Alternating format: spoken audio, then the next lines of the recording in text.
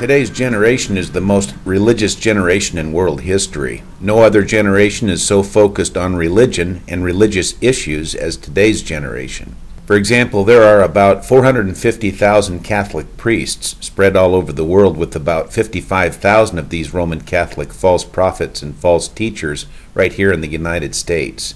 But this scenario of many false prophets rising in today's end times is foretold by the Lord Jesus Christ himself in Matthew chapter 24, saying, "Many false prophets and false Christs will arise and will mislead many."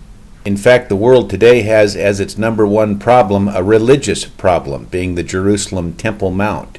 And with the big question amongst the top religious groups who are vying for the Temple Mount to be the question of who is entitled to it. The three biggest religions I'm referring to are the end-time Jews of Israel, who already legally are in control of the Mount, and the 1.5 billion Muslims, and the Papacy of Rome, with over 1.2 billion followers.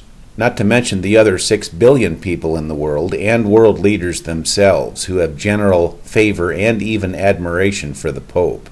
And as the book of Revelation shows, this Mideast religious problem is going to be mediated by the number one religious leader in the world today, second to none, the Pope.